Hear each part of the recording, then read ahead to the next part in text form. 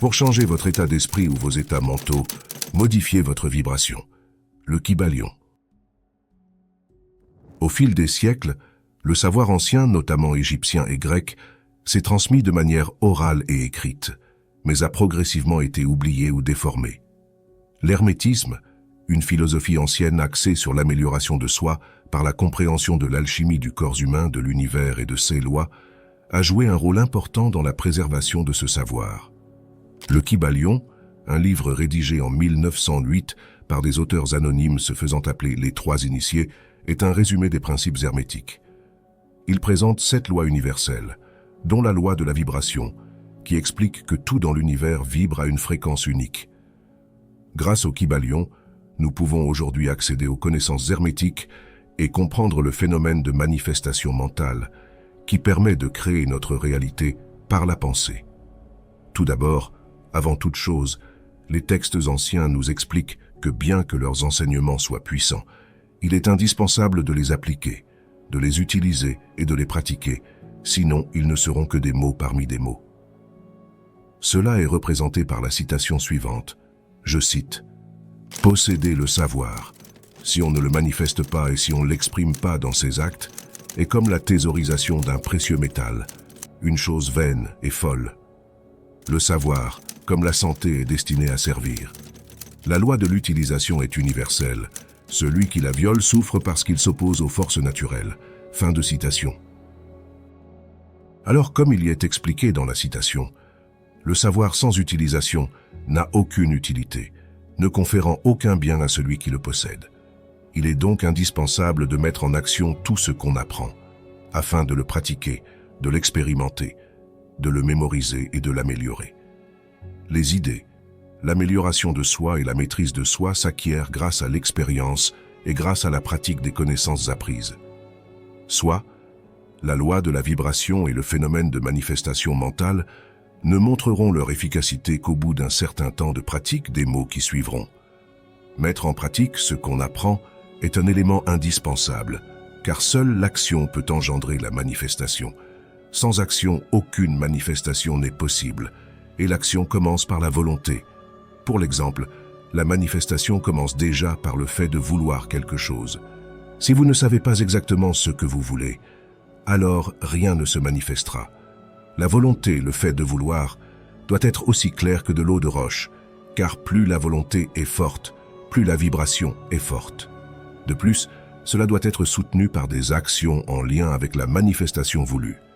Par exemple, si une personne désire manifester davantage d'argent, elle va devoir engendrer des actions en lien avec cela, comme par exemple le fait de créer une entreprise, d'investir son argent, de débuter un projet ou encore de lancer un business.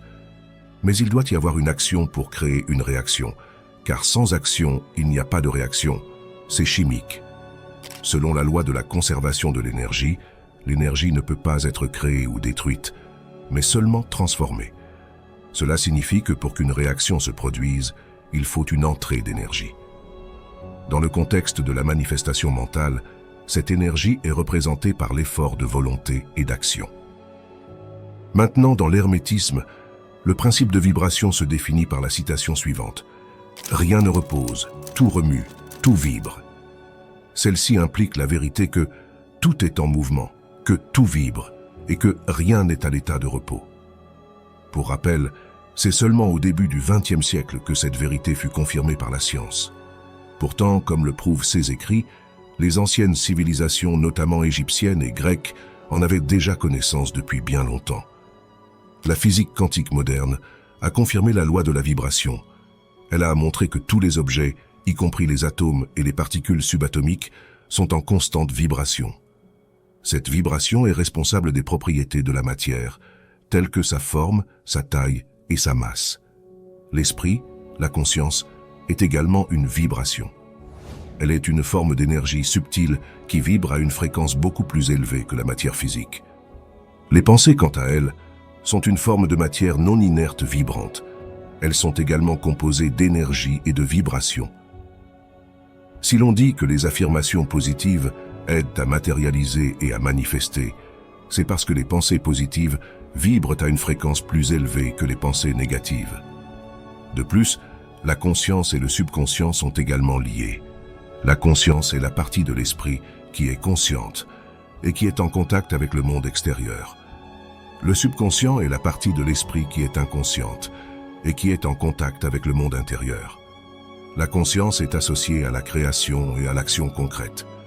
Elle est la force qui nous permet de créer notre réalité, notre pouvoir d'agir et de ne pas agir. Le subconscient, quant à lui, est associé à l'imagination. Il est la source de nos idées et de nos intuitions.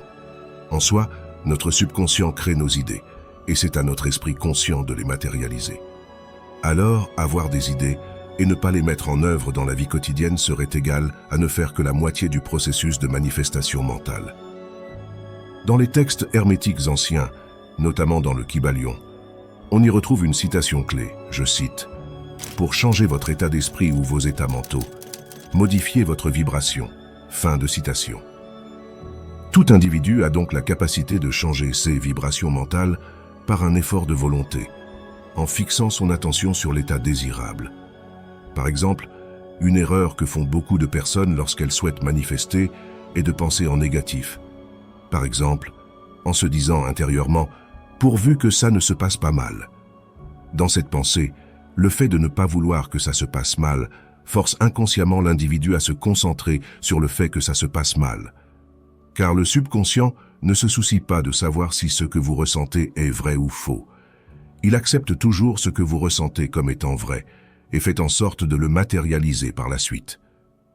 Dans cette situation, l'individu devrait plutôt se dire intérieurement « pourvu que tout se passe bien ». Dans cette formulation, la négation est supprimée, ce qui fait inconsciemment en sorte de vous concentrer uniquement sur le positif. Ce sont des détails qui paraissent anodins. Pourtant, ces simples changements changent tout. Pour vous donner un autre exemple, je vous dirais de ne pas penser à un éléphant. De ce fait, vous allez forcément y penser. C'est identique pour le mal. Si je vous dis de ne pas penser à quelque chose de mal, vous allez automatiquement y penser. L'objectif est donc de supprimer, d'éloigner et de nier toute pensée négative, en vous concentrant uniquement sur le positif. D'une part, cela augmente votre fréquence vibratoire. D'autre part, cela modifiera inconsciemment vos actions, vos choix et votre état d'esprit complet, modifiant donc votre vie de manière significative. Les textes anciens insistent fortement sur le pouvoir de la volonté. Car la volonté, selon les écrits, dirige l'attention et l'attention modifie la vibration. Alors, comme le disent les écrits, cultivez l'art de l'attention à l'aide de la volonté et vous avez trouvé le secret de la maîtrise des sentiments et des états mentaux. Maintenant, bien que tout cela est important, il est indispensable de bien comprendre le principe suivant, si vous souhaitez réellement comprendre le processus complet de la manifestation mentale. La citation est la suivante. Pour détruire une mauvaise période de vibration, mettez en activité le principe de polarité et concentrez votre pensée sur le pôle opposé de celui que vous voulez annihiler. Tuez l'indésirable en modifiant sa polarité. Fin de citation. Cette formule hermétique est une des plus importantes de toutes. Le principe de polarité se définit par la citation suivante. Tout est double, toute chose possède des pôles, tout a deux extrêmes. Semblables et dissemblables ont la même signification.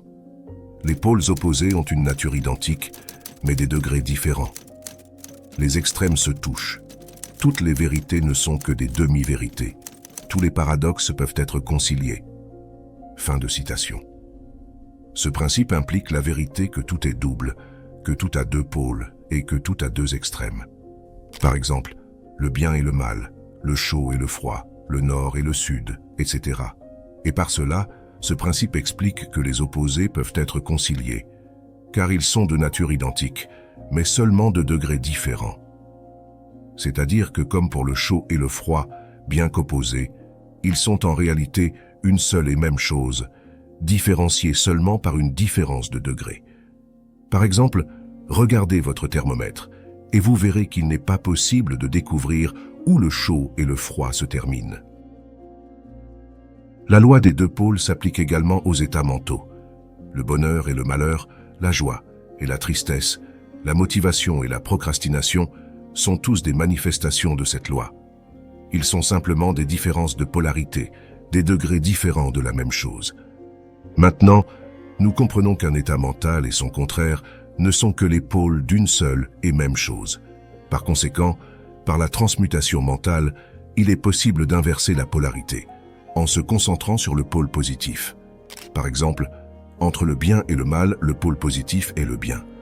De même, entre le bonheur et le malheur, le pôle positif est le bonheur. Ou encore, entre la motivation et la procrastination, la motivation est le pôle positif. Les psychologues modernes appliquent ce principe pour supprimer les mauvaises habitudes en conseillant à leurs étudiants de se concentrer fortement sur la qualité opposée. Par exemple, si vous êtes timide, ne perdez pas votre temps à essayer de supprimer en vous la timidité. Apprenez plutôt à développer l'assurance et la timidité disparaîtra. De nombreux auteurs ont exprimé cette idée en utilisant l'exemple de la chambre noire. Cet exemple explique que vous ne devez pas essayer d'enlever l'obscurité d'une pièce, vous n'avez qu'à ouvrir les volets et l'obscurité sera envahie par la lumière, donc elle disparaîtra. Pour supprimer une qualité négative, concentrez votre pensée sur le pôle positif de cette même qualité. De ce fait, les vibrations qui étaient négatives deviendront positives, jusqu'à ce que vous finissiez par être polarisé sur le pôle positif au lieu d'être sur le pôle négatif. En modifiant votre polarité, vous pouvez donc maîtriser vos sentiments, changer vos états mentaux et forger votre caractère. Pour clôturer le tout, il est nécessaire de comprendre le dernier axiome hermétique. Celui-ci est exprimé par la citation suivante. L'esprit, aussi bien que les métaux et les éléments, peut être transmuté d'état à état, de degré à degré, de condition à condition, de pôle à pôle, de vibration à vibration. Fin de citation. Tout comme l'or qui est solide à l'état normal devient liquide lorsqu'il est chauffé, votre état d'esprit est également capable de changer d'état. Comme nous l'avons vu précédemment, la maîtrise de la polarisation est l'un des principes fondamentaux de la transmutation mentale ou de l'alchimie mentale. En effet, si un individu n'acquiert pas l'art de changer sa propre polarité, il sera incapable d'influencer positivement son entourage. En d'autres termes, si le changement ne se fait pas en soi-même, il vous sera impossible de le transmettre aux autres. Tout comme une personne stressée transmet son stress, une personne positive transmet sa positivité. C'est chimique. Vous l'avez certainement déjà remarqué. Lorsque vous vous trouvez dans une situation difficile et que la personne à côté de vous panique, cela vous fait automatiquement paniquer.